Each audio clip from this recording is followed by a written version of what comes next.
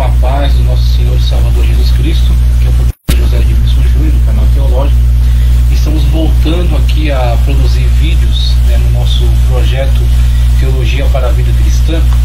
Havíamos dado uma parada na produção desse material, porque estava cuidando de outros assuntos relacionados aos mundos de teologia, mas estamos retomando aqui as gravações e disponibilizando para você mais relacionado a esse conteúdo dos textos da Sagrada Escritura, relacionado a certas temáticas, certas abordagens da teologia, para nos trazer edificação espiritual, nos trazer enlevo espiritual, para que possamos adorar, possamos continuar sendo cada vez mais aperfeiçoados na obra de Deus, certo? Então, nosso enfoque aqui não é tanto a discussão teológica, não é tanto essa questão mais filosófica, mais textual. Estamos focados mais em investigar a Sagrada Escritura e trazer os textos que estejam corroborando com o entendimento de determinados temas. Por exemplo, agora estamos abordando a questão dos atributos de Deus, tá?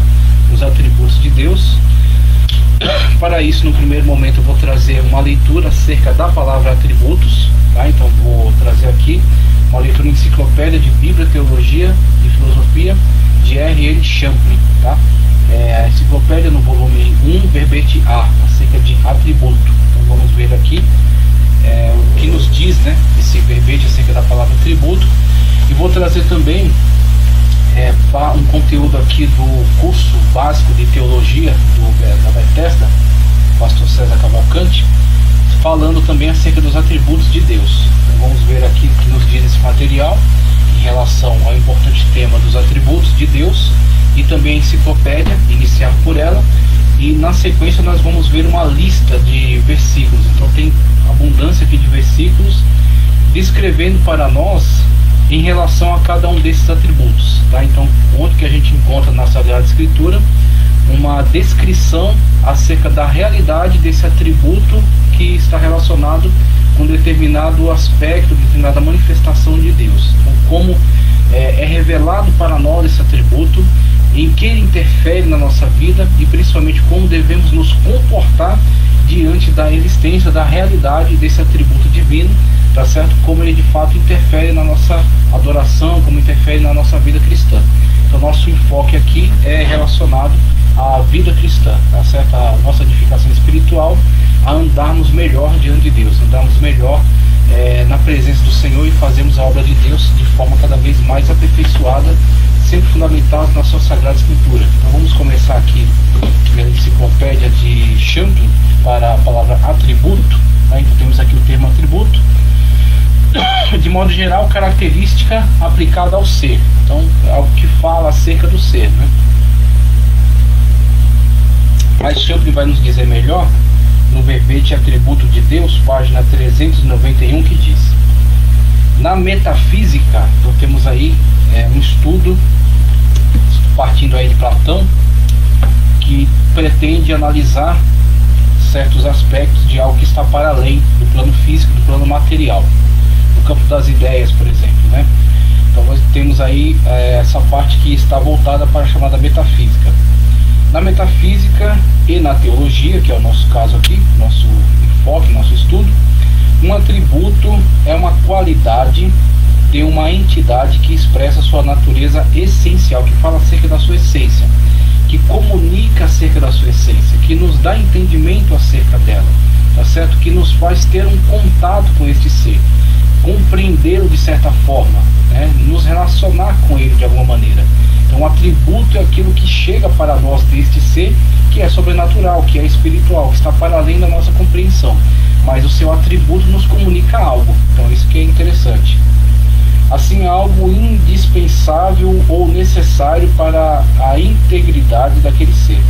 Os atributos são a suma genera, através das quais os modos são entendidos e existem na substância. Ver os atributos tradicionais do teísmo, no ponto 5, no artigo atributos. Ver tratamentos detalhados sobre onipresença, onipotência, onisciência nos artigos com estes títulos. E aí ele vai encaminhar para alguns outros artigos onde ele vai desenvolver aqui esses argumentos, mas somente até aqui para entendermos porque a utilização do termo atributo, ok? Estão estudando acerca de Deus. Então essa é a primeira abordagem desse material, está analisando, está estudando acerca de Deus. A próxima abordagem será acerca dos nomes que a Sagrada Escritura nos comunica de Deus. Então Deus, o nome genérico, vamos ver outros nomes que falam acerca das manifestações, da revelação de Deus. Mas antes disso, os atributos, e através dos atributos, estabelecer com Deus um relacionamento, estabelecer com Deus um contato, ter um entendimento melhor acerca de quem é o nosso Senhor, de quem é o nosso Deus. Então, por isso a palavra atributo, que nos comunica algo acerca da sua substância, acerca do seu ser, ok? Nos deixa vislumbrar algo acerca de Deus, nos deixa ter algum contato com o Senhor, tá certo? Então o Senhor nos proporciona isso, o Senhor nos comunica isso, através da característica de Deus ser transcendente. Então ele fala acerca do entendimento teísta de Deus, né? Então entendemos Deus como uma pessoa, como um ser, ok? Nós não temos um entendimento panteísta, como já analisei em aula anterior, né? Então nós entendemos Deus como um ser, uma pessoa que toma decisões, que pensa, ok?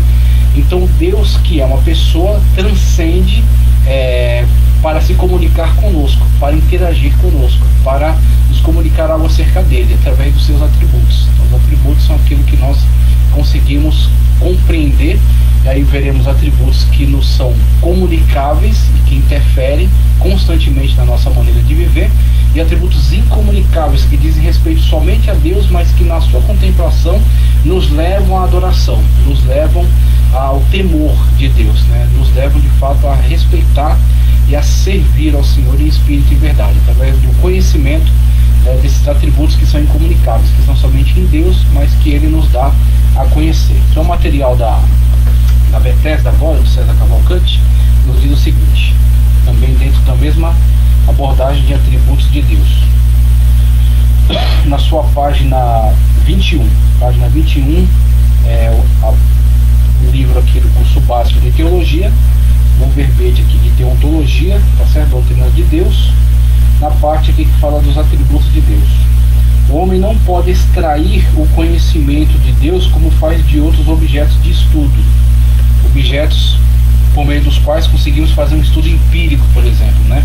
Pegar determinado material da natureza, levar para o laboratório e dissecá-lo, né? E examinar cada um de seus componentes, né? Descrevê-lo. Então não é possível, até por aquilo que foi descrito em Champlin, né? Então é algo que está mais no âmbito da metafísica, tanto na abordagem filosófico-teológica, está mais para o âmbito da metafísica, é algo espiritual, certo? Se fosse filosófico, algo mais ligado às ideias.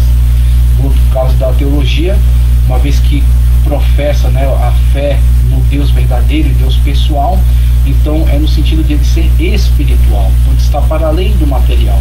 Se está para além do material, não pode ser dissecado, não pode ser analisado empiricamente. Então temos aí a necessidade, tá certo? A condição sine qua non dos atributos para termos um contato e para termos conhecimento acerca de Deus. Então ele se revela para nós, e nós então, percebendo Deus de diversas maneiras, vamos descrevê-lo através dessa descrição de seus atributos, tá certo? Aquilo que é atribuído a Deus. Conhecimento de Deus, como faz em outros objetos de estudo. Então não é possível fazer esse tipo de análise acerca de Deus. E isso que é impressionante. Deus está para além de qualquer possibilidade de descrição ou de análise puramente humana. Entretanto, Deus, por meio de sua palavra, bondosamente transmitiu as informações necessárias ao homem. Então é Deus no esforço dele para conosco, tá certo? De uma manifestação que ele promove a fim de que o homem possa ter um contato, um conhecimento e assim estabelecer um relacionamento, né? E ter comunhão cada vez mais íntima com esse Deus. Bondosamente transmitiu as informações necessárias ao homem, de modo que este somente pode aceitá-las e assimilá-las. Penetrar nos atributos de Deus é uma tarefa seríssima, devido ao termo atributo, coloque entre parênteses aqui, não ser ideal para retratar suas características, uma vez que ele é ligado à nossa realidade, ligado à realidade humana, e nós não conseguimos então circunscrever tudo aquilo que Deus nos comunica, né? Dizer, olha, vou definir aqui de forma absoluta tudo acerca dessa característica de Deus. Então, uma vez não sendo possível, O termo atributo, ele é colocado aqui, mas com ressalvas, tanto que ele coloca entre parênteses. Então, é aquilo que conseguimos apreender daquilo que Deus revela de si mesmo, através da Sagrada Escritura, por exemplo, que é a revelação especial de Deus, através da natureza, né, que é a revelação natural de Deus, através do relacionamento humano, que aí entra uma área mais psicológica, né, uma área mais do relacionamento, né, da comunhão entre o indivíduo e Deus. Então, aquilo que ele vai aprendendo deste relacionamento, né, que Deus estabelece com ele, coisas que Deus vai permitindo que ele conheça, tá certo? Então, nós temos aí estas formas, esses meios que não são absolutos. Então, a palavra atributo não está colocada de forma absoluta, mas apenas relativa aqui. Ele é, assim, deixa eu encontrar, devido ao termo atributo, não seria ideal para retratar suas características. Sendo Deus um ser infinito, faz com que seja impossível que qualquer criatura conheça exatamente como ele é. Então, precisamos sempre manter esta consciência, essa realidade. Se nós nos perdermos disso, nós passamos a adotar uma postura incorreta, uma postura completamente equivocada. Então, tem pessoas que pensam saber muito acerca de Deus e começam a especular e começam a produzir muitas das vezes falsas religiões, heresias, ritualísticas absurdas, devido a uma postura incorreta diante do verdadeiro Deus, pensando que conhecem a fundo a vontade de Deus, que são porta-vozes de Deus, tá certo? Então começam a inventar para si ritualísticas estranhas, e nisso aí vemos muitos prejuízos, né? Muitos danos que já foram causados à sociedade por pessoas que levaram outras até a loucura, até a morte, por essas especulações absurdas, de pessoas arrogantes que pensam que sabem tudo acerca de Deus. Temos que nos submeter àquilo que Deus nos revela, principalmente pela sua Sagrada Escritura. Mas por meio das Escrituras, ele revelou as perfeições e excelências de sua natureza, que considera essenciais para a nossa redenção. Redenção, adoração e comunhão, os três pontos que eu destaco aqui, ó. Redenção, adoração e comunhão. Então, três pontos que são o foco desta revelação para que nós possamos ter uma vida plena, uma vida saudável diante de Deus. A nossa redenção, okay, quando ele nos compra, tá certo? Quando ele nos adquire, quando ele restabelece a comunhão que foi quebrada, né? Ele de fato nos resgata de uma vida caída em pecados, uma vida de afastamento, uma vida de degradação. Então ele é o nosso Redentor, ele nos resgata para si, tá certo? No uso desses atributos, né?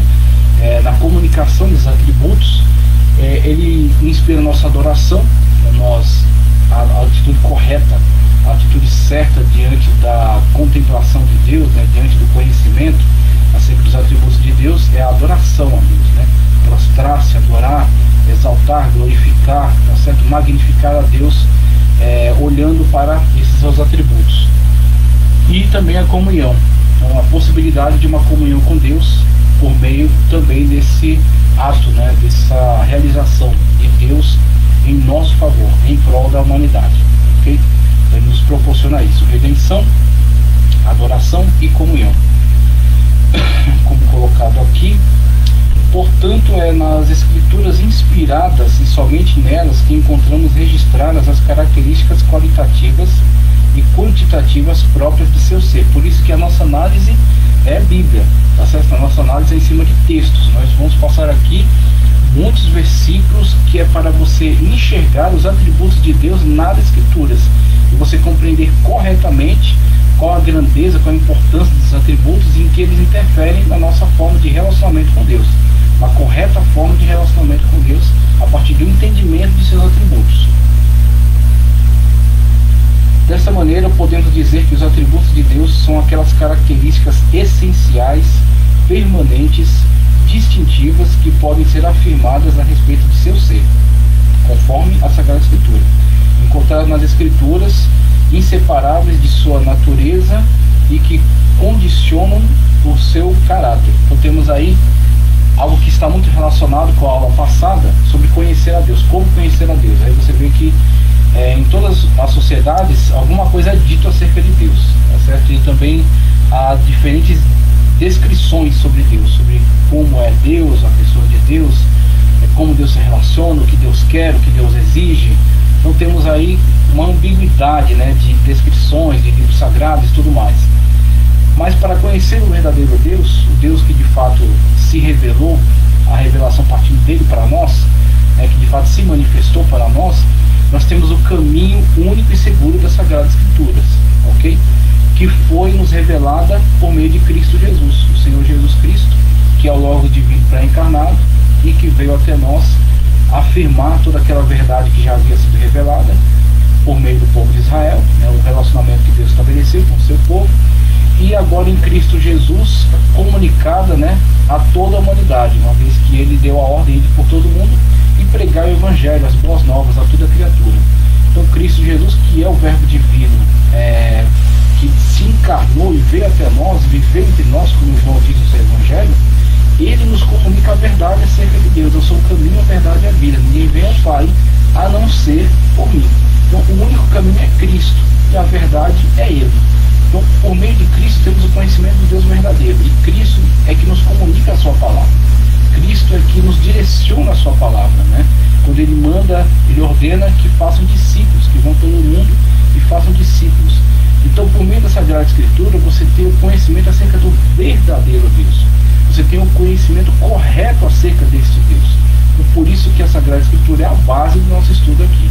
Então, através da observação correta, né, da leitura correta da Sagrada Escritura, você constrói a ideia certa acerca de Deus. Aí você consegue estabelecer um relacionamento sadio, um relacionamento salvífico, né, um relacionamento edificante. Então essa é a diferença, quando você, guiado pela Sagrada Escritura, pela revelação de Deus para nós, você consegue eliminar todas as falácias, eliminar todos os equívocos, todas as especulações acerca de Deus, e você fica focado na revelação de Deus para nós. Você consegue de fato ter uma visão correta, uma visão certa acerca de Deus, da maneira como ele se relaciona conosco. Na sequência, ele diz: várias denominações têm sido propostas quanto às divisões dos atributos. Uns falam de atributos naturais e atributos morais. Já vi uma teologia sistemática abordando dessa forma. Teologia atributos naturais, que diz respeito à natureza de Deus, e morais, que diz respeito à forma como Deus lida, né, como Deus se comporta em relação a nós. Os primeiros como autoexistência, simplicidade, infinidade, etc. Os últimos como verdade, bondade, misericórdia, a tratativa de Deus para conosco, né? Justiça, santidade, etc. Outros preferem falar de atributos absolutos e relativos. Os primeiros estão relacionados à autoexistência, imensidade e eternidade. Os últimos são representados pela onipresença, onipotência. Outros ainda falam de atributos imanentes e intransitivos. Imanentes ou intransitivos, né? Imanentes, que estão somente em Deus. Ou intransitivos, né? Que não transitam, que estão só nele. Emanentes ou transitivos, aquilo que Deus comunica, né, a nós. Aquilo que, os atributos de Deus que interferem diretamente na nossa vida, que nos fazem então galgar uma vida, né, de aperfeiçoamento para chegar até a postura que Deus quer de nós, né, até a forma como Deus exige que nós nos apresentemos diante dele. Então, atributos transitivos, ou seja, que de Deus atingem a nossa vida, né, comunicam a nossa vida. Os primeiros referem-se à imensidade, simplicidade, eternidade. Os últimos são representados pela onipotência, benignidade e justiça. Por fim, a mais usada é a divisão de atributos incomunicáveis e comunicáveis, que inclusive é o que a gente vai trabalhar aqui. Atributos incomunicáveis e atributos comunicáveis. A gente vai trabalhar nessa estrutura aqui, que está sendo sugerida aqui nesse material. Os primeiros são aqueles que Deus não compartilha com as suas criaturas, incomunicáveis, né? Como aceidade, imensidade e eternidade. Os últimos são aqueles que Deus compartilha em parte com suas criaturas, como poder, bondade, retidão, etc. Todavia, tais discrepâncias são irrelevantes. Não alteram o propósito final, a salvação. Adotaremos esta última classificação sem desconsiderar as demais por motivo de conveniência e de fácil assimilação. E aí ele vai partir para uma descrição acerca dos atributos, tá certo? Atributos incomunicáveis, principiando aqui pela autoexistência, tá ok? Então ele explicou muito bem as diferentes divisões, que isso não chega a afetar o entendimento, são apenas formas didáticas, né, pedagógicas, utilizadas por diferentes esquemas de estudo, ficando aqui então no material e o que a gente vai seguir aqui na estrutura de atributos incomunicáveis, tá? E atributos comunicáveis. Atributos incomunicáveis, aqueles que estão relacionados somente a Deus, que diz respeito somente a Deus. E atributos comunicáveis, aqueles que, partindo de Deus, se relacionam conosco. Você interfere diretamente na nossa vida. Então, atributos que Deus comunica para nós, para que nós possamos, absorvendo esta realidade, absorvendo essa verdade, nos aperfeiçoarmos para estarmos em conformidade à vontade soberana de Deus, a perfeição de Deus. Possamos então nos apresentar diante de Deus a partir da absorção, né, desse atributo que chega até nós. Então, principiando aqui por atributo de autoexistência, dentro dos atributos incomunicáveis, nós temos aquela realidade enxergada em Deus e que nos leva a esses três aspectos aqui, tá ok? Ao aspecto da redenção, da adoração e da comunhão.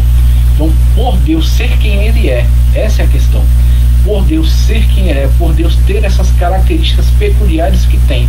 Então, Deus promove a nós essas três características colocadas aqui, a da redenção, essas três realidades, melhor colocando, colocadas aqui, né, da redenção, e nós sermos resgatados. Então Deus não pode, mesmo que a humanidade tenha se corrompido, mesmo que a humanidade tenha decaído da sua posição, conforme foi criada, né, por um Deus perfeito, mas Deus, ele não é afetado por isso. Mas Deus, ele não vai ter a sua natureza alterada por isso. Deus continua sendo o mesmo Deus perfeito, santo, misericordioso, mas também justo de sempre. Assim, mesmo o pecado humano, o colocando debaixo dessa cadeia, né, dessa culpabilidade, né, desse pecado que afasta de Deus, dessa barreira estabelecida entre ele e Deus, o mesmo Deus amoroso, misericordioso e santo que cria meios para que a sua redenção seja possível, seja realizada, tá ok? Então, o primeiro texto para que nós possamos olhar para os atributos de Deus, tá ok? E enxergar a nossa redenção, cito aqui primeira carta de Paulo a Coríntios, capítulo 6, versículo 20, que nos diz: vocês foram comprados por alto preço. Vocês foram comprados, texto que estou citando aqui, ó. Vocês foram comprados por alto preço. Portanto, glorifiquem a Deus com o corpo de vocês. Vocês foram comprados por um alto preço. Portanto, glorifiquem a Deus com o corpo de vocês. Quando olhamos para esta fala do apóstolo Paulo instruindo a igreja de Coríntio, nós vemos a franqueza com que ele falava, a franqueza com que ele ensinava. Inclusive, nesse período da EBD, estamos estudando acerca de Paulo. Já fizemos até uma aula de abertura no Esmeralda, né, acerca da grande obra realizada por Cristo através deste homem que foi por ele separado, que foi por ele escolhido, né? E Paulo, tratando em Coríntios, ele traz sempre essa consciência, sempre essa realidade, que na verdade tanto foi uma verdade para Coríntios como é para nós. O Espírito Santo de Deus que inspirou o apóstolo Paulo a se voltar para essa igreja e trazê-los para essa consciência de que eles foram comprados por um alto preço. E como Pedro vai dizer na sua carta, não foi com ouro nem com prata, mas foi com o sangue derramado por Cristo Jesus na cruz do Calvário, o Filho de Deus entregue por nós.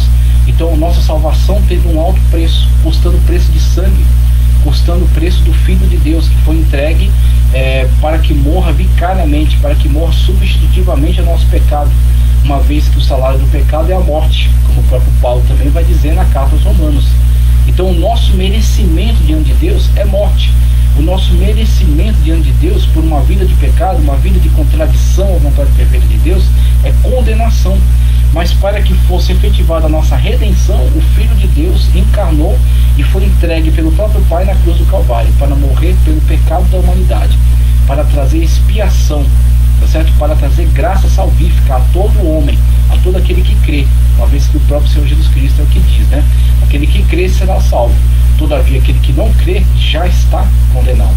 Então olhamos para essa característica e vemos primeiro redenção, a redenção que foi nos proporcionada por esse Deus, o Deus que é autoexistente, o Deus que não muda, que é o mesmo, que é perfeito em si mesmo. Primeiro vemos a redenção, depois vemos a adoração, como quero dar a sequência aqui, com o texto de Salmos 43, 4. Salmos 43, no seu verso de número 4, que aliás eu vou ler o 3 e o 4.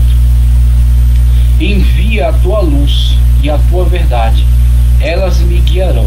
Presta atenção, envia a tua luz e a tua verdade, elas me guiarão e me levarão ao teu santo monte, ao lugar onde habitas. Então irei ao altar de Deus, a Deus, a fonte da minha plena alegria. Com harpa te louvarei, ó meu Deus.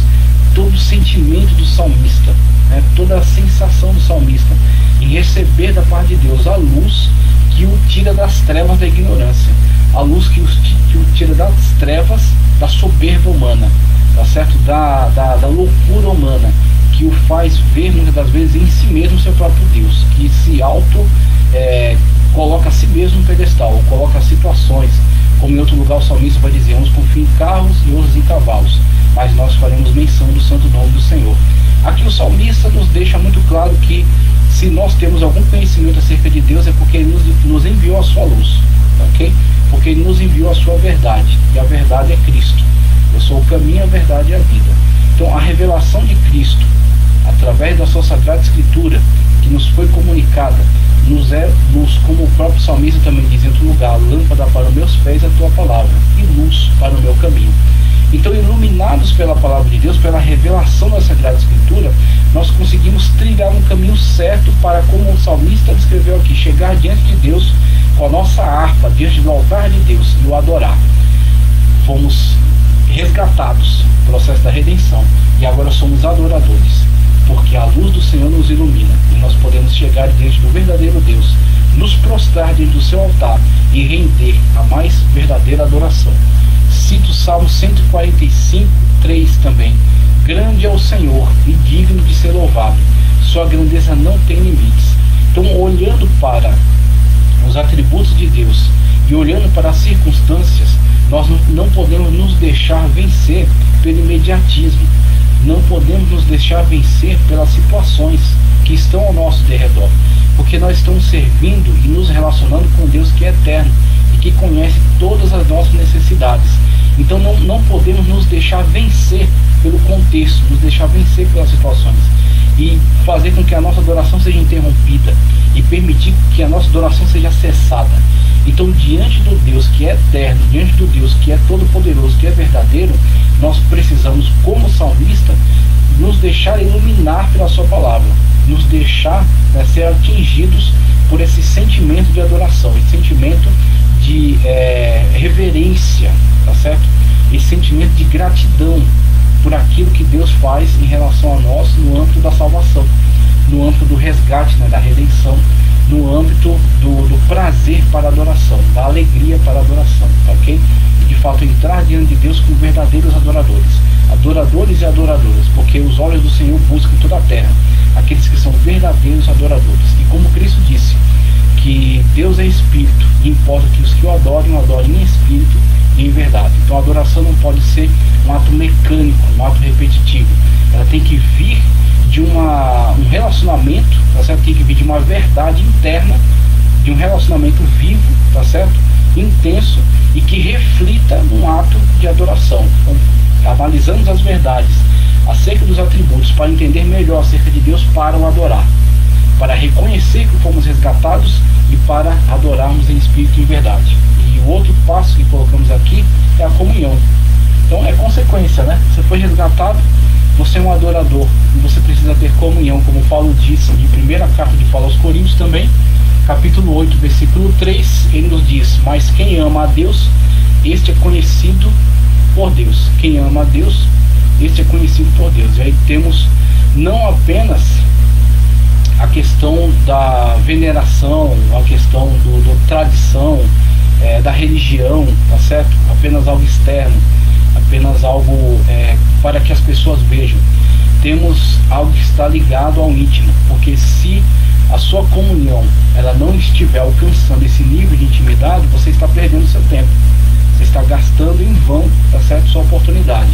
Como Cristo vai nos apontar em relação àqueles que chamam o Senhor, Senhor. Ele diz, nem todos que chamam o Senhor, Senhor, vão entrar no reino dos céus.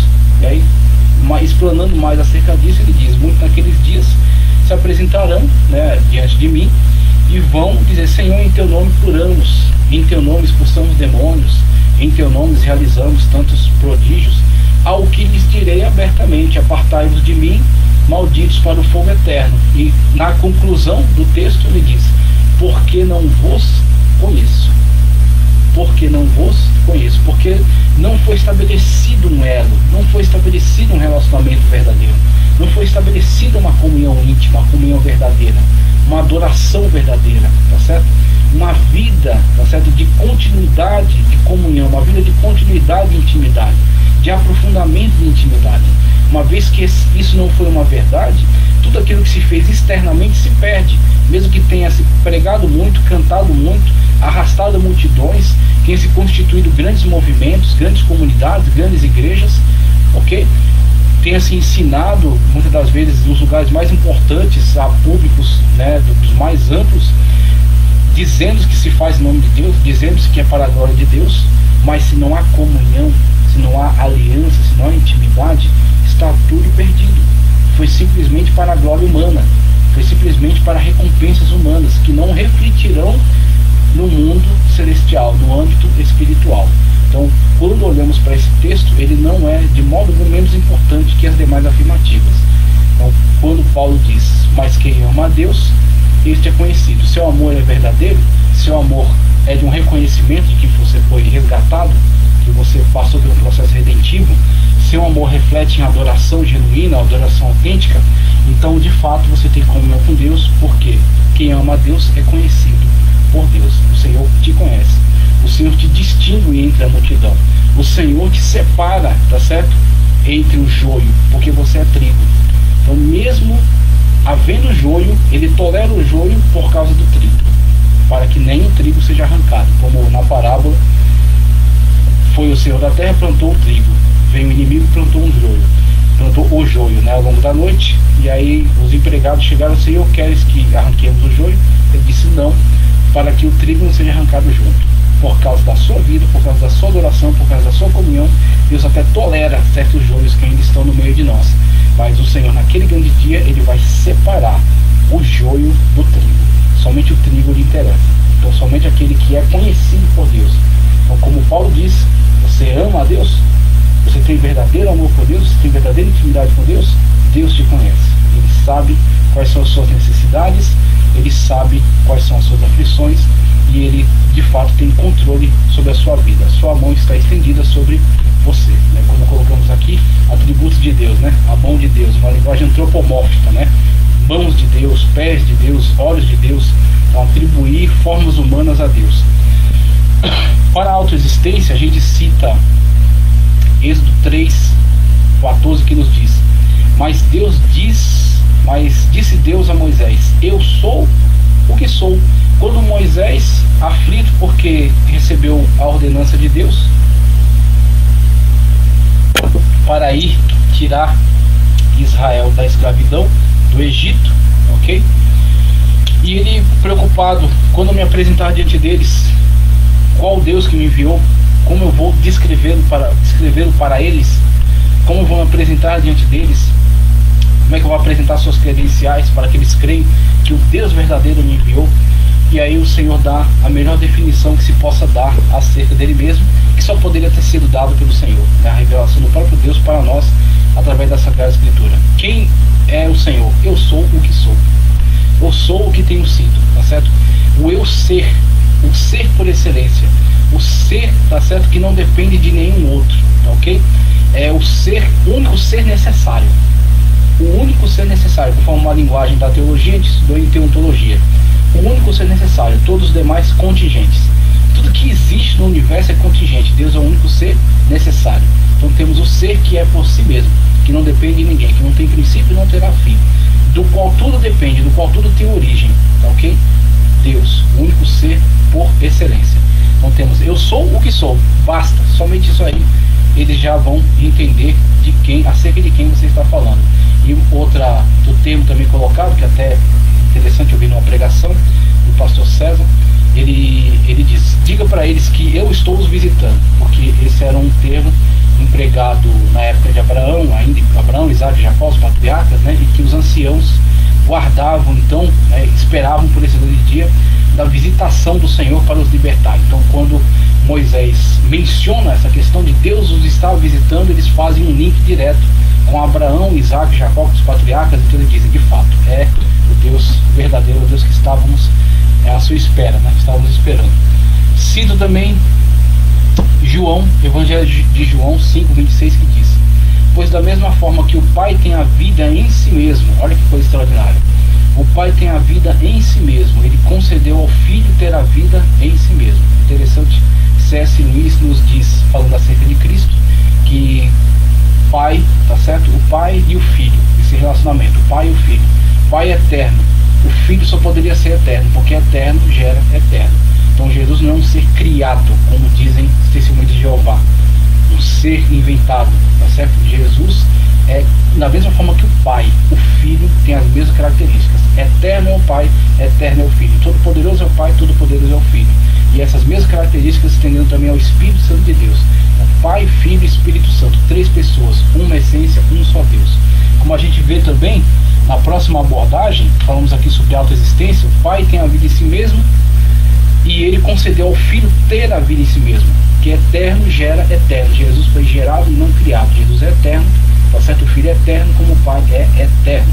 Todas as características do Pai estão presentes também no Filho, tá ok? Como também estão presentes no Espírito. Dando sequência, vemos outra característica, o fato dele ser único. Único. Deuteronômio 6:4 nos fala acerca, podemos dizer, unicidade, tá certo? O fato de Deus ser único. Ouve, ó Israel, o Senhor é o nosso Deus, é o único Senhor, o Senhor é um, tá certo? Ouve, ó Israel, o Senhor, o nosso Deus, é único. O Senhor, o nosso Deus, é o único Senhor. Deuteronômio 6:4. Ou é um Deus único. Alguns levantam esse texto pensando que refutam a doutrina da Trindade. Não é uma invenção teológica, é uma doutrina, está ao longo de toda a Escritura. Da mesma forma como os termos onipotência, onisciência, onipresença falam acerca de atributos incomunicáveis de Deus, que não estão escritos com essas palavras nas Escrituras, mas estão plenamente fundamentados nela, porque a Escritura, ao longo de todo o seu texto, fala acerca de um Deus que é onipotente, onipresente, onisciente. Assim também é Deus na sua triunidade, Pai, Filho e Espírito Santo, mesmo não havendo o termo escrito lá, mas toda a fundamentação está lá. Então é uma doutrina bíblica, não uma invenção teológica, tá ok? Alguns pensam que essa característica, esse termo, esse versículo refutaria a Trindade, só que na verdade uma ignorância, né? Na verdade um equívoco, é a falta de entendimento melhor acerca do texto e principalmente dos termos originais. Lembrando-se que a Bíblia não foi escrita em português, a Bíblia foi escrita para o Antigo Testamento hebraico e alguns termos em aramaico, e para o Novo Testamento em grego, tá ok? Então temos aí os originais, né? As línguas originais nas quais foram escritos os autógrafos. Então, para se fazer uma exegese, tem que se recorrer aos léxicos, né, e aos originais. E quando você busca o termo que está no versículo único, o Senhor, nosso Deus, é o único. O único, conforme o termo hebraico empregado, é errad. Errad. Esse errad é o mesmo termo empregado na descrição da união perfeita entre Adão e Eva, que ambos se uniciam, né, deixarão pai e mãe, uniciam, formando uma só carne, formando errado, formando um ser único. Assim também Deus é único. Não existem vários deuses, existe um só Deus, só que é uma unidade composta por Pai, Filho e Espírito Santo, a partir da realidade do termo errado, que está no texto hebraico de Deuteronômio 6:4, tá ok? Esse é o teu Deus, o único Senhor, é um Deus, mas uma essência, 3 pessoas, certo? Uma ousia em 3 hipóstases, certo? Como é aplicado nos termos, né, da teologia. Outra característica é a imutabilidade de Deus, tá ok? Estamos aí para imutabilidade de Deus. Malaquias 3:6, de fato eu, o Senhor, não mudo. Eu, o Senhor, não mudo. Por isso vocês, descendentes de Jacó, não foram destruídos. Malaquias 3:6. Toda vez que a Sagrada Escritura reflete ações de Deus, de juízo, de misericórdia, de amor, ou quando a Bíblia Sagrada emprega o termo arrepender-se para Deus, nós precisamos sempre analisar o contexto, e dentro do contexto está uma mudança do homem. Então o homem muda constantemente. A partir da mudança no homem, você terá o homem colocando-se debaixo do juízo de Deus ou colocando-se debaixo da misericórdia de Deus. E quando fala acerca de arrepender-se, é uma linguagem antropopática, antropo humano, patem sentimento, sentimentos humanos atribuídos a Deus. Sentimento, por exemplo, de arrependimento. Quando fala acerca de arrependimento humano, sempre prega-se o hebraico shubi, que é arrepender-se de um mal feito, arrepender-se de um erro, de um equívoco. Quando emprega arrependimento para Deus, por exemplo, Deus arrependendo de ter feito o homem sobre a terra, porque o seu pensamento é constantemente mau, emprega-se o termo nahan, que é como decepção, como o resfolegar de uma pessoa que está descontente com uma determinada ação, uma ação que o afetou, que está contra ela, e ela resfolega. Então dá sempre o sentido de um descontentamento. Então Deus não se arrepende de um mal feito, porque Deus não comete mal feitos. Deus não erra, Deus não falha. Agora o homem sim. Então o homem falha, erra, precisa arrepender-se e voltar atrás. E arrepender-se e retroceder. Então ao homem sempre emprega-se shubi, a Deus emprega-se narro. Porque o que acontece em relação a Deus é que Deus é pleno. Deus é pleno, então Deus é pleno. Quando Deus é misericórdia perfeita. Quando Deus é justiça perfeita. Quando Deus é amor perfeito. Todas essas características são plenas em Deus. Então Deus está no centro de tudo. Quem está gravitando em torno e que muda de acordo com a circunstância é o homem. Então o homem, se agir corretamente, ele será atingido pela misericórdia de Deus, pelo amor de Deus. Se o homem agir incorretamente, debaixo de pecado, de agressão, será atingido pelo juízo de Deus, pela ira de Deus. Então a mudança não esteve nunca em Deus, mas sempre no homem. O homem muda de atitude e a partir da sua mudança ele será atingido pela misericórdia ou será atingido pela ira a partir da sua mudança. Então ao homem cabe sempre retroceder da sua ação má, voltar-se para a humilhação, assim podendo colocar-se debaixo da misericórdia, colocar-se debaixo da ação amorosa de Deus, tá certo? Mas a mudança está sempre na humanidade, mas nunca em Deus, porque ele é imutável. Deus não muda. Malaquias 3:6, por ele não mudar, como ele diz aqui, por isso vocês, descendentes de Jacó, não foram destruídos. Porque se Deus mudasse, meu irmão, se Deus de repente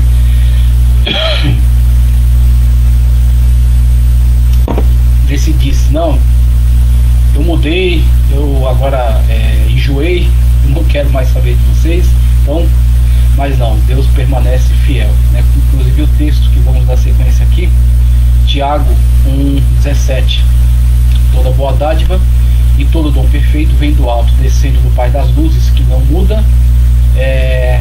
muda como sombras inconstantes, ou em que não há sombra de variação, em outros textos ao meio da revista e corrigida. Então Tiago também enxerga essa realidade, que toda boa dádiva, todo dom perfeito vem do alto, tudo que é bom vem de Deus, tá certo? Descendo do Pai das luzes, aquele que está numa luz inacessível, né? Aquele que está num ambiente de santidade perfeita, que não pode ser atingido, que não muda, que permanece sempre o mesmo, que sustenta todo o universo. Então por ele permanecer o mesmo, sustentar todo o universo, até homens pecadores, até homens miseráveis, né, blasfemos, que agridem a santidade de Deus e que também agridem outras pessoas. Mesmo a estes Deus manifesta ainda o tempo da paciência, da misericórdia, oferecendo possibilidade de arrependimento. Mas quando de fato chegar o tempo que foi determinado pelo próprio Deus para juízo, haverá juízo, independentemente de choro, independentemente de tentativas posteriores de arrependimento. Quando Deus determinar, a partir daqui é juízo, será juízo. Agora tudo está de acordo com a determinação de Deus. Então Deus determina o tempo de misericórdia e também o tempo para juízo. Imutabilidade, eternidade, outro atributo incomunicável que rende que nos faz entender a nossa redenção. nos leva à adoração e estabelecer uma comunhão cada vez mais perfeita com Deus. Acerca de eternidade, o que podemos ver na Sagrada Escritura sobre esse tema?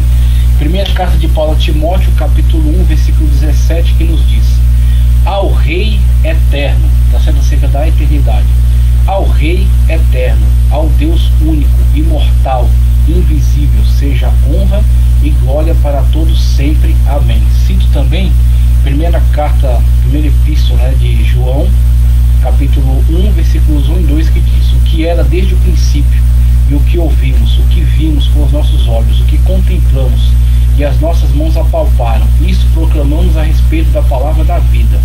A vida se manifestou, nós a vimos, o Senhor Jesus Cristo. João dando uma descrição muito intimista, muito verdadeira acerca do Senhor Jesus Cristo. A vida se manifestou, a vida, a essência da vida se manifestou, nós a vimos e dela testemunhamos e proclamamos a vocês a vida eterna que estava com o Pai e nos foi manifestada. Então, Deus que é eterno, e esse Deus eterno encarnou na pessoa bendita de Cristo e se manifestou como um ser humano, e nós podemos andar com Ele e interagir com Ele. Isso que é extraordinário da pessoa bendita do Senhor Jesus Cristo. Agora, olhando para essas características, claro que para nós é impossível entendermos a eternidade, é impossível entendermos esse conceito, Agostinho, grande teólogo, tentou definir que o momento de Deus é um momento presente eterno, ou seja, toda a eternidade está diante de Deus como um momento só, tudo é presente para Deus. Então, quando você olha para isso, você vê, Deus tem como toda a história um mapa aberto diante dele. Então, quando que Deus vai ser pego de surpresa? Quando que Deus vai ser surpreendido com algo? Quando que Deus vai atrasar em alguma situação? Nunca, jamais, porque tudo está diante dele, simultaneamente. Então, dentro da característica da eternidade, o mais impressionante, acredito, seja a presciência. O futuro para nós sequer existe. Então, o passado já foi, presente é o que está aqui, estamos vivenciando ele. O futuro não existe ainda, vai ainda acontecer, não sabemos qual é o futuro. Isso não é verdade para Deus. Para Deus tudo está presente dele. Então Deus tem a presciência, assim sendo, Deus tem o governo de tudo. Quando você olha para essas características e começa a analisar ela mais a fundo, você entende que tem motivo sim para adorar, tem motivo sim para confiar, tem motivo sim para entregar a sua vida sem reservas, porque você serve a um Deus que tem toda a existência, tem todo o tempo, tá certo? Tem toda a eternidade diante dele, tem o controle de tudo. Confia no Senhor, entrega teus caminhos ao Senhor, confia nele e ele tudo fará, como disse o apóstolo na sua carta.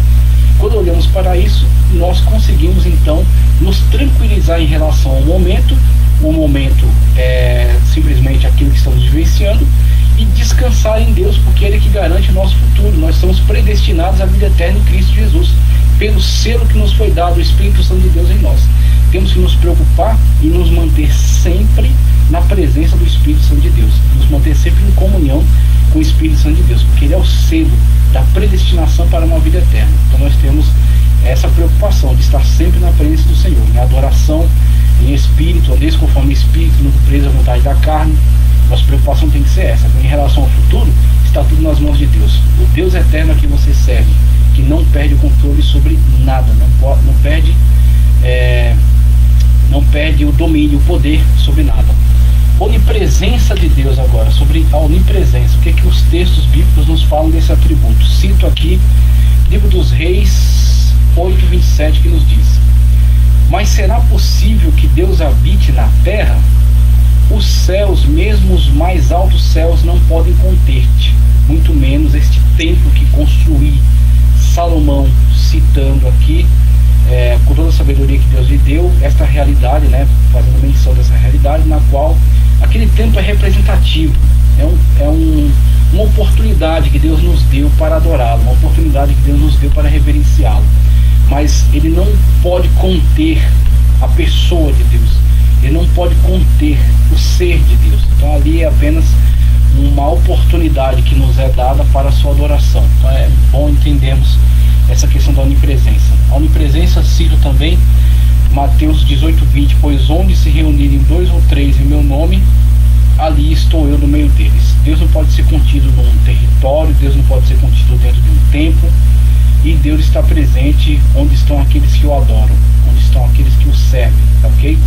Isso não retira de nós a obrigação de congregar, porque nós servimos a Deus como um corpo. Então, uma célula solta por aí não é um corpo. Então, nós somos um corpo e Cristo é o cabeça desse corpo. Então, nós temos que nos reunir com esse corpo, congregar com esse corpo, ajudar, ser ajudado, ministrar, ser ministrado, pregar, né? Auxiliar, aconselhar, orar junto. Então, não retira a responsabilidade, mas é necessário afirmar essa verdade, a verdade de que Cristo está conosco, onde quer que você esteja, né? Numa cela, numa cadeia, num leito de hospital, passando seu melhor momento, seu pior momento, Cristo está ali, né? O Senhor, a sua presença está contigo. Deus está ao mesmo tempo aqui no Japão, simultaneamente, ouvindo as orações, manifestando sua presença, por causa da sua onipresença. Características peculiares, atributos incomunicáveis: onisciência, Deus sabe de tudo; onipotência, Deus pode tudo; onisciência, onipresença, Deus está presente àqueles que o servem. Aqueles que não servem, mesmo tendo Deus, digamos assim, né, falando hipoteticamente, diante dele, não sentem.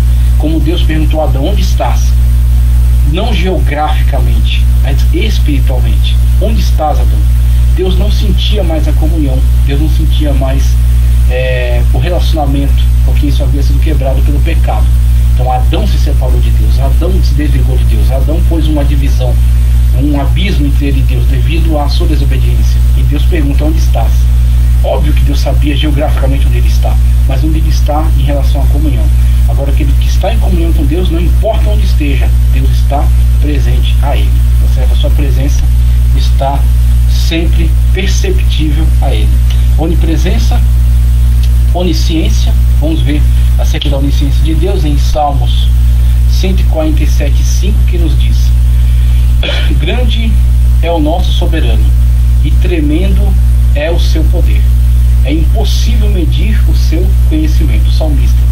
O salmista, ele não perde tempo na sua adoração. Ele deixa que o Espírito Santo de Deus o inspire, e ele vá no seu salmo, nos seus cânticos, na sua adoração, vai enumerando as qualidades de Deus, vai enumerando os feitos de Deus, vai falando acerca da adoração a Deus por parte do homem, por parte de Israel, por parte dos reis, por parte da natureza. Então, como salmista, vamos tomar para nós também, tá certo? Essa inspiração, permitir que o Espírito nos impulsione, o Espírito nos dirija a esse nível de adoração, ao entendimento de Deus que não pode ser medido, à grandeza, à soberania de Deus, tá certo?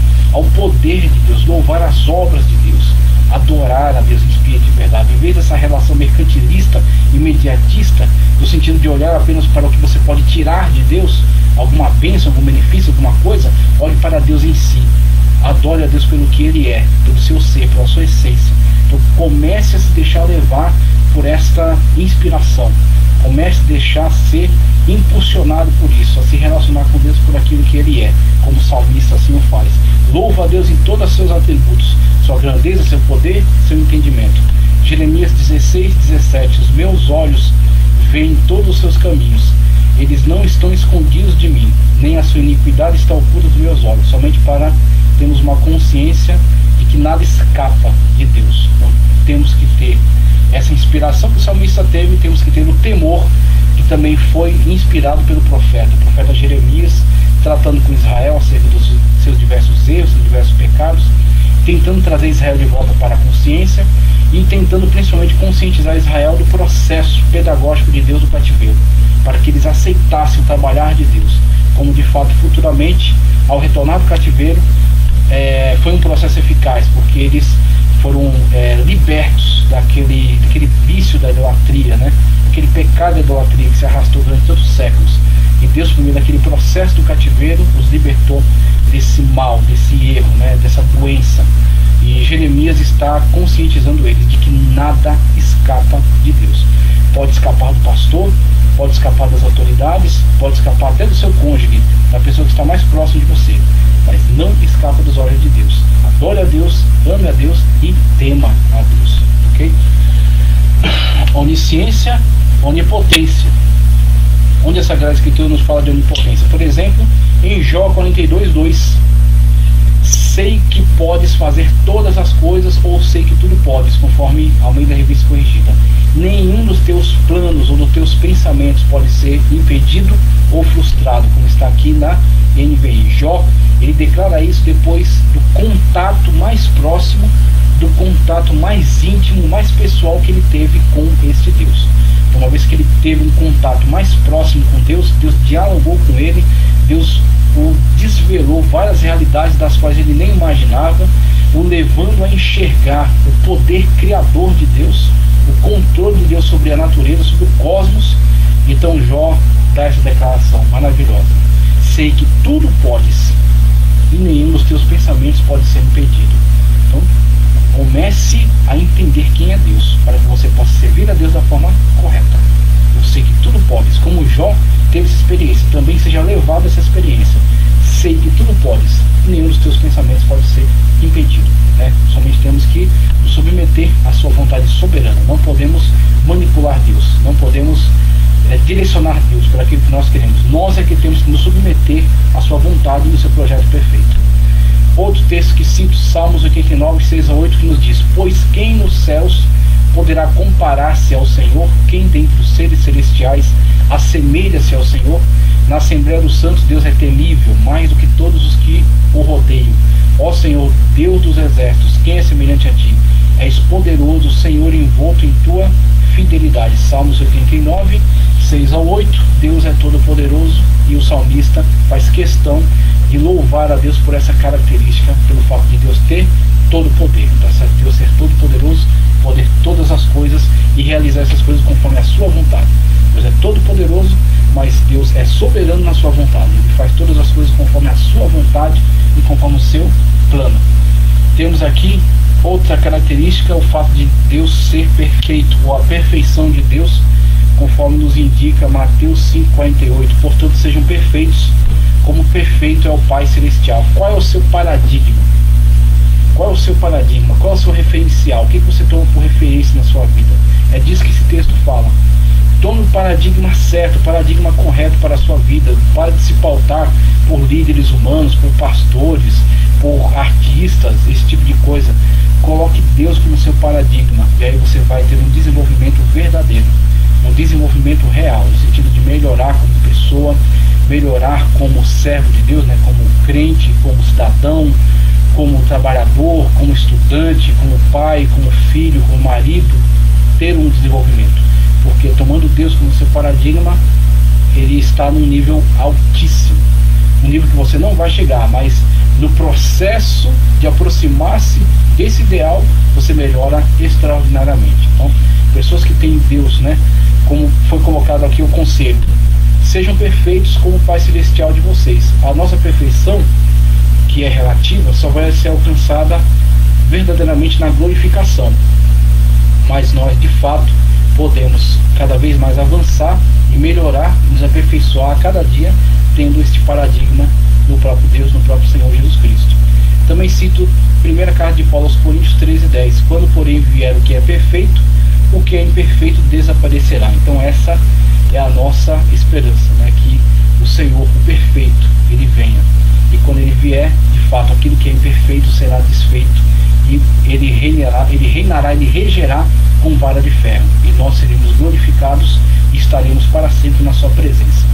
Essa é a nossa esperança, é para aí que nós estamos caminhando, é nessa direção, e assim fazendo, estamos melhorando a nós e estamos afetando positivamente a realidade que está ao nosso redor, porque a partir dessas pessoas é que a sociedade vai se desenvolvendo e vai sendo construída em cima de bases sólidas, tá certo? Solidariedade, amor ao próximo, justiça, honestidade, tá certo?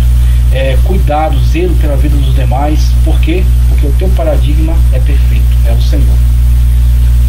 A perfeição espírito, o fato de Deus ser espírito, é como um atributo incomunicável. Cito Atos 17, 24: o Deus que fez o mundo e tudo o que nele há é o Senhor dos céus e da terra, e não habita em santuários feitos por mãos humanas. Então, o fato de Deus ser espírito. Quando olhamos para isso, vemos o contraste entre o verdadeiro Deus e as falsas deidades inventadas pelos homens. Quando Abraão, por exemplo, Abraão ainda chega, na sua peregrinação de Ur dos Caldeus, entrando agora para a Palestina, e estabelece altares e adora o Deus verdadeiro, sem imagem de escultura, sem rituais estranhos, estabelece no altar e adora o Deus que o chamou, o Deus que fala com ele, um Deus que interage com ele, um Deus que lhe dá ordens. Os cananeus em volta certamente não entendiam a adoração de Abraão, mas tiveram um testemunho do verdadeiro Deus. Deus Espírito, Deus que é Espírito e é verdade. Deus que se comunica conosco e nos traz para essa adoração espiritual. Mesmo que hoje muitas denominações estão se rendendo a um culto cada vez mais profano, idolátrico, a um culto apegado a amuletos como rosa ungida, como mezuzá, como sal, como pedra do Monte Sinai, como óleo, ou as judaizações que têm sido implementadas, né, com o uso de kippá, de talit, né, esse tipo de penduricalhos que são acrescentados, desnecessários, uma vez que Deus é Espírito. Então, o que importa verdadeiramente é que num nível de redenção, de adoração verdadeira e de comunhão, vocês entrem em contato com o Deus que é Espírito, que é verdadeiramente espiritual, que se comunica conosco sem a necessidade de objetos, sem a necessidade de penduricalhos, sem a necessidade dessas ritualísticas estabelecidas, mas que se comunica diretamente com o nosso espírito, o Espírito de Deus com o nosso espírito, nos levando a uma adoração verdadeira, uma adoração íntima, uma comunhão autêntica, tá ok? Deus é Espírito, conforme Atos 17:24 e Lucas 24:39. Vejam as minhas mãos e os meus pés, sou eu mesmo. Toquem-me, vejam. Um espírito não tem carne nem ossos, como vocês estão vendo que eu tenho. Eu coloquei esse texto aqui de propósito para mostrar essa característica peculiar do Senhor Jesus Cristo. Deus é Espírito. Cristo, também nessa mesma condição, ele encarna. Após encarnar, ele entrega a sua vida por nós à cruz do Calvário e rende seu espírito. É colocado no sepulcro por José de Arimateia, né, por Nicodemos. Quando as mulheres vão tentar preparar o seu corpo, né, para o enterro, elas não encontram, porque ele ressuscitou. E ele ressuscita num corpo glorioso. E aí temos esse mesmo Senhor Jesus, o Logos divino pré-encarnado, né, a segunda pessoa da Trindade, o Filho, né, que é Espírito, encarnou e agora ressuscitou. E diz, Paulo chama ele de primícias dentre os que dormem, porque ele é o primeiro de uma característica que será também comunicada a nós. Como Cristo ressuscitou e foi glorificado, nós também ressuscitaremos desse mesmo corpo incorruptível. Aquilo que é semeado em corrupção, colhe-se em incorrupção, como Paulo descreve em outro lugar, na carta também aos Coríntios. Então temos essa característica de Cristo que é peculiar a ele, que será comunicada a nós, no sentido de ter um corpo glorificado. Acrescento ainda, Deus é Espírito e é necessário que os seus adoradores o adorem em espírito e em verdade. Quando a mulher samaritana, questionando o Senhor Jesus Cristo, pergunta se é certo qual é o lugar de adorar, em Jerusalém ou é no Monte Gerizim, conforme a nossa tradição, e Jesus transcende essa pergunta. Fala, nem em Jerusalém, nem no Gerizim, mas os que adoram ao Pai em verdade, tá certo? Os verdadeiros adoradores o adorarão em espírito, uma adoração espiritual, um culto racional, como Paulo diz em Romanos, de uma adoração espiritual, em espírito e em verdade, ok? Não figuras, não penduricalhos, não amuletos, mas espírito, comunhão verdadeira e íntima e espiritual, espírito e verdade, como o Senhor Jesus Cristo diz aqui no Evangelho de João 4:24. Passamos para atributos comunicáveis, conforme abordados aqui. Aqui nós olhamos e contemplamos esses atributos e rendemos adoração ao Senhor. Entendemos que o Senhor é o nosso Redentor, opera essa redenção, porque tem de fato todos os atributos, né? São verdadeiros em Deus e são mais do que aquele que possamos entender, estão para além. Isso não é uma descrição exata, isso é uma descrição aproximada, porque está para além disso. Então é o Senhor que realiza nossa redenção, que é digno de adoração e com o qual estabelecemos comunhão. Então esses atributos são contemplados por nós e nos levam a uma atitude correta diante de Deus. Agora esses atributos aqui, atributos comunicáveis, interagem diretamente conosco, são perfeitos em Deus, tá certo? E são relativos na nossa vida. Então em Deus são plenos, plena sabedoria, plena santidade, pleno amor, plena justiça e plena fidelidade, e relativos em nós, ok? Então nós, quanto mais absorvemos da sabedoria de Deus, da santidade de Deus, do amor de Deus, da justiça em Deus e da fidelidade, conforme o Senhor nos comunica, mais vamos aumentando em comunhão, mais vamos aumentando em adoração, mais vamos aumentando em relacionamento com Deus, um relacionamento cada vez mais profundo, cada vez mais próximo. Então esse que é o objetivo de olharmos para esses atributos. Então, olhando para eles, cito sabedoria de Deus que é comunicada a nós. Deus tem todo o conhecimento, como já analisamos aqui. Então Deus conhece todas as coisas. Mas dentre esse poder de conhecimento que o Senhor detém em si mesmo, Ele nos comunica também sabedoria. Ele compartilha conosco, Ele permite que isso nos atinja e que nos aperfeiçoe, que amplie a nossa sabedoria para que possamos nos conduzir corretamente diante de Deus e diante das pessoas que estão ao nosso redor. Tiago nos explica isso na sua carta, capítulo 1, versículo 5. Se algum de vocês tem falta de sabedoria, se algum de vocês sente essa necessidade, sente essa ausência, né, tem de fato, né, esse anseio, se algum de vocês tem falta de sabedoria, peça a Deus, que a todos dá livremente, de boa vontade, e não lhes será concedido, não lhes lance em rosto, como nesse lugar está escrito, né?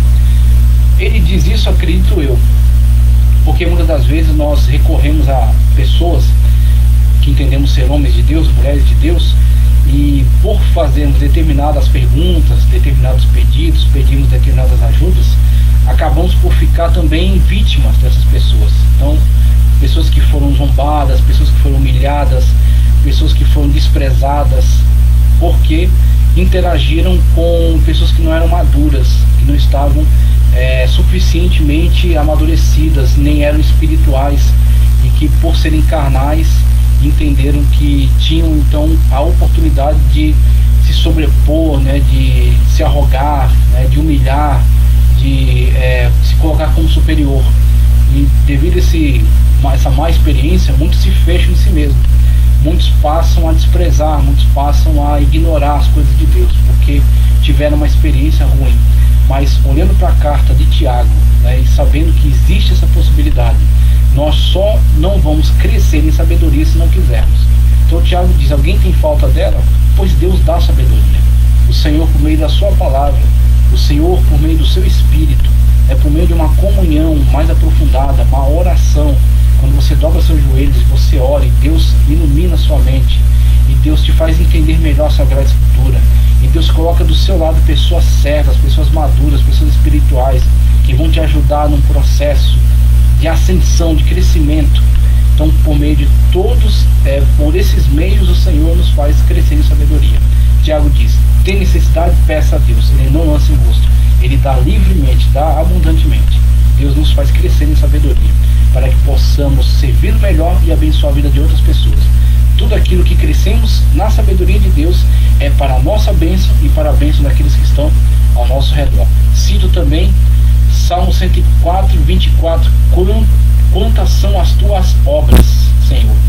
Fizeste todas elas com sabedoria. A sabedoria de Deus na criação. A sabedoria de Deus, por exemplo, que é investigada pelos médicos ao analisar o corpo humano, tá certo? Que é investigada pelos físicos ao analisar o universo, pelos geólogos ao analisar a Terra, ok?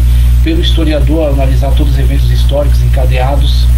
Então nós temos as obras de Deus, o livro de Deus da natureza, que pode ser observado por aqueles que se dedicam a pesquisar, aqueles que se dedicam a escrutinar, a analisar, mesmo com todo o trabalho que dê, mas encontram sabedoria de Deus em todas as coisas. Ok? Quantas são as tuas obras, Senhor? Fizeste todas elas com sabedoria. A terra está cheia de seres que criaste. A terra está cheia de seres que criaste. A natureza é um dos grandes testemunhos do poder, da grandeza do meu e do seu Deus. Salmo 104, 24. Cresça em sabedoria, olhando também para a criação de Deus. E em relação à santidade, eu gosto muito de um exemplo, uma analogia, que é em relação à santidade, colocando dessa maneira: a santidade é absoluta em Deus, a santidade é perfeita de Deus, a santidade é incontaminável em Deus. Coloquemos a luz como uma analogia dessa santidade. A luz interage com diversos ambientes sem ser contaminada por eles. um quarto fechado, cheio de mofo, alguém vai e abre uma janela, né? E a luz começa a penetrar ali e começa a modificar positivamente o ambiente e aquilo que a luz proporciona, né, a todo mundo. Inclusive muitos compuseram até hinos ao sol, à luz, né, devido a essa importância, né, da luz para a nossa vida. Então a santidade de Deus é como a luz. A santidade humana é como a água, que pode ser extremamente purificada, mas é facilmente contaminável. Assim, a santidade de Deus é incontaminável, é absoluta. A santidade do homem é relativa. O homem tem que zelar para se manter puro, para se manter purificado. É Cristo que nos purifica. É o Espírito Santo que zela pela nossa purificação. Mas nós temos a nossa contribuição ao não emprestarmos nossos membros como veículo do pecado, como Paulo instrui. Não empreste vossos membros como veículo do pecado, a concupiscência da carne, a concupiscência dos olhos, o soberbo da vida, como João apóstolo indica. Então temos a nossa contribuição ao nos submetermos. Submetam-se à lei do Espírito. Andeis conforme a lei do Espírito. O Espírito interage diretamente conosco em relação àquilo que agrada a Deus e aquilo que não agrada a Deus. Então quando a gente se submete, como Paulo em outro lugar diz, ser escravo de Cristo para a salvação e não escravo do pecado para a morte. Se submeter a Cristo, se submeter à palavra de Deus, se submeter ao Espírito de Deus, ok? Ser escravo de Cristo para a salvação. E aí nós podemos então alcançar santificação, nos santificar. Ser santo não é ser uma imagem de escultura colocada no pedestal. Ser santo é ser separado. Kadosh, né, do hebraico, Hagnos, do grego, separado. É alguém exclusivo para Deus, alguém separado do mundo para Deus. Então, viver de forma separada do pecado, exclusividade para Deus, comunhão com Deus, adoração a Deus, redenção, né, de Deus para conosco, né? Então, servir a Deus como nosso redentor, como aquele que nos resgatou, tá, ok? Santidade. Levíticos 11:44 nos diz: pois eu, o Senhor, Deus de vocês, pois eu sou o Senhor de vocês. Pois eu sou o Senhor Deus de vocês. Consagrem-se e sejam santos, porque eu sou santo. Não se tornem impuros com qualquer animal que se move rente ao chão. E aí tem todas aquelas prescrições que foram aplicadas, né, no relacionamento entre Deus e Israel. Então Deus prescreveu todas aquelas restrições, né, porque Deus estava exigindo deles uma postura, um comportamento, né, de acordo com as suas ordens. E aí temos hoje nossa santificação obtida por meio da graça em Cristo Jesus. Em Cristo Jesus nós somos comprados, né? Nós somos resgatados, nós somos regenerados, somos feitos nova criatura, como ele aconselhou a Nicodemos, nascer da água e do Espírito. Veja, nascer da água e do Espírito. Então há necessidade de um renascimento, ok? A partir da água, que é um símbolo para nós sepultarmos nossa antiga vida de pecados, como João Batista se recomendava, o batismo, né, que ele prescrevia, memorial para sepultar a antiga vida de pecados e ressurgir numa nova criatura. Então, temos aí o nascimento da água, o nascimento do Espírito. Agora nascemos como homens e mulheres espirituais, como homens e mulheres que têm uma vida espiritual ativa, né? Que crucificamos nossa carne, sujeitamos nossa carne, estabelecemos dominação sobre nossa carne e damos vazão ao Espírito, e damos lugar ao Espírito, e damos prioridade ao Espírito, ok?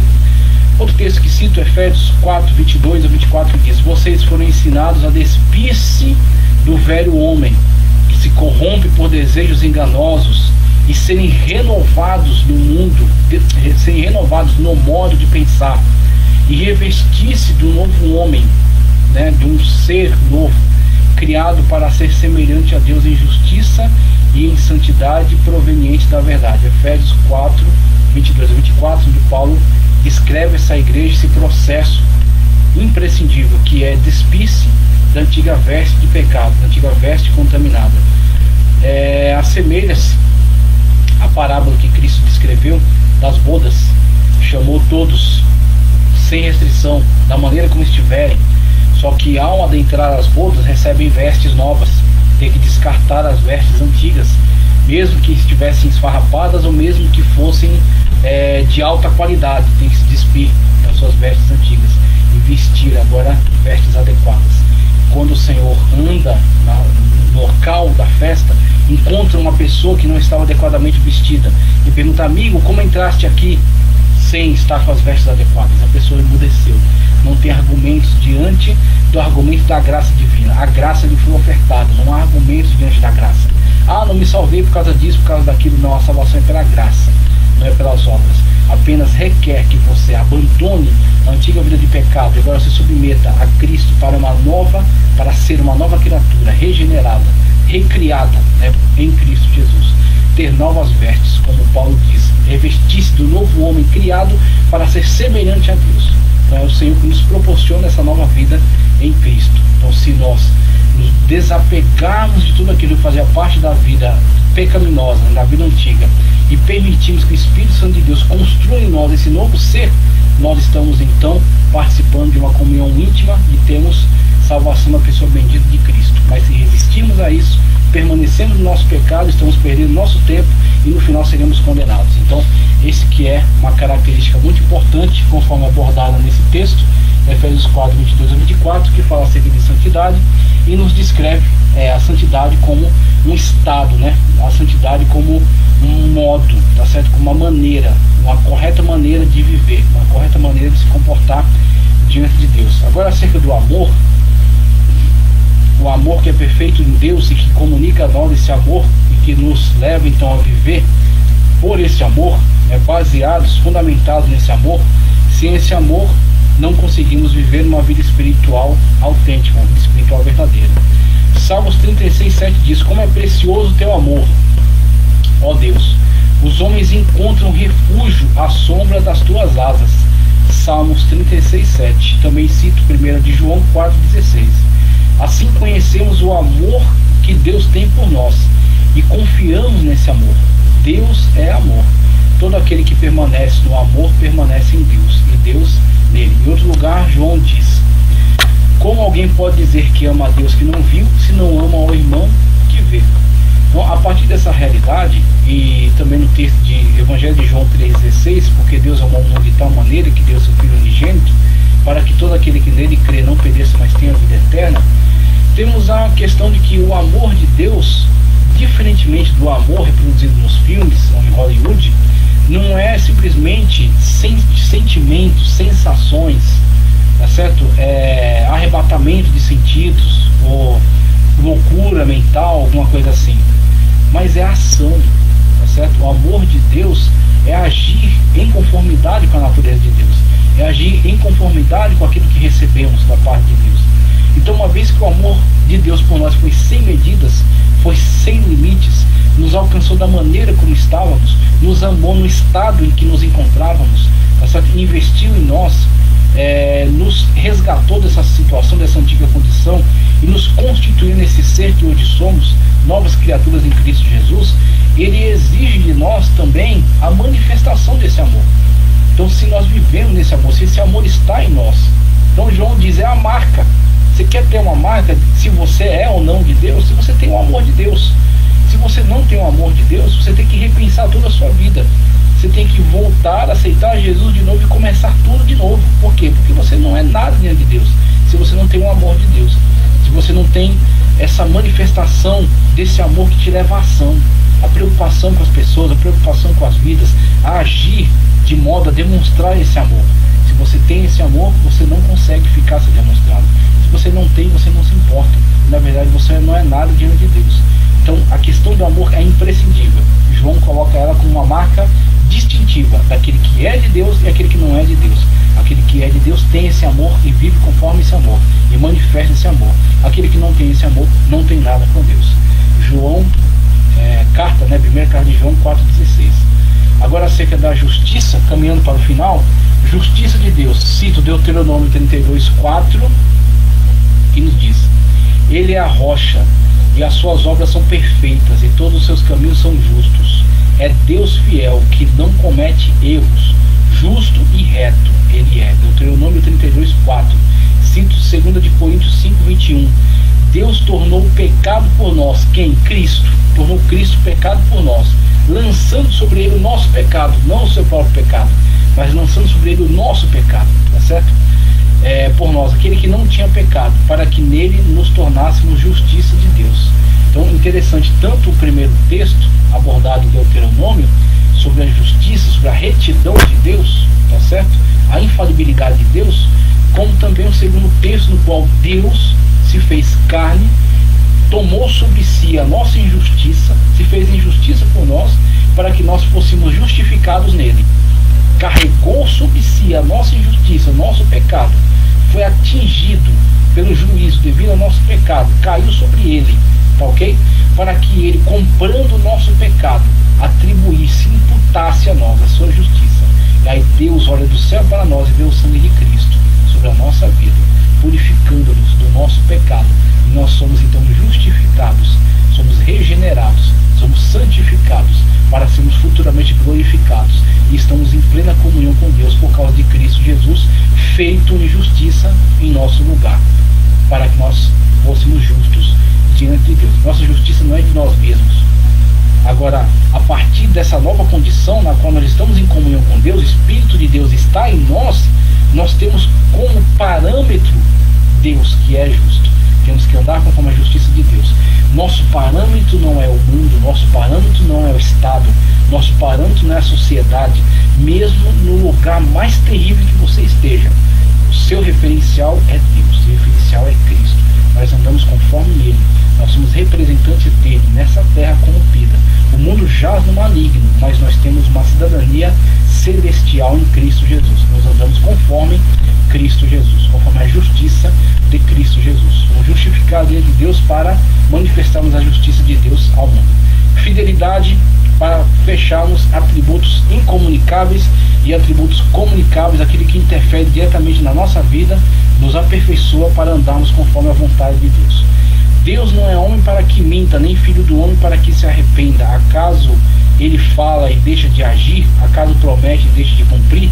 Naquilo que já falamos acerca de linguagem antropopática, Deus de fato não se arrepende da maneira como o homem se arrepende. O homem se arrepende de corrigir de erro. Quando no texto, em língua portuguesa, em algum momento o autor atribui a Deus arrepender-se, sempre lembre-se que no hebraico, por trás daquele texto, está o termo narram, que fala acerca de decepcionar-se, diferentemente do arrepender-se empregado ao homem, que tem por trás de si o termo shub, que fala sobre erro cometido pelo homem, ao qual deve se arrepender, perante o qual deve se arrepender. Então, mesmo que para um e para outro, para Deus ou para o homem, esteja a arrepender-se, no hebraico, quando relacionado a Deus, por trás do termo arrepender-se há narra. No hebraico, quando fala arrepender-se para o homem, está shub, ok? Então, de fato, Deus não é homem para que minta. Deus não mente. Nem é filho do homem para que se arrependa. Deus não erra, por isso não tem necessidade de arrependimento, shub, como no hebraico, né? Arrependimento em decorrência de erro. Esse é o nosso Deus, fiel. Nosso Deus que permanece o mesmo, ok? Como o texto com o qual encerra esse estudo, que já está longo, 1h22. Segunda carta de Paulo a Timóteo 2,13, que diz: se somos infiéis, ele permanece fiel. Se somos infiéis, ele permanece fiel, pois não pode negar-se a si mesmo. Então, seja fiel. Se você for infiel, você vai perder a sua comunhão, você vai perder o seu lugar, você vai perder a tão bendita salvação em Cristo Jesus, porque você decaiu da graça. Mas se você for fiel, Deus continua sendo fiel. Se você for infiel, saiba, Deus não mudou, Deus é o mesmo, e Ele está pronto a te receber, uma vez que você se arrepender e retornar ao antigo amor, ao primeiro amor, como aconselha o Senhor Jesus Cristo na carta aos Efésios, né, que foi enviada por meio de João.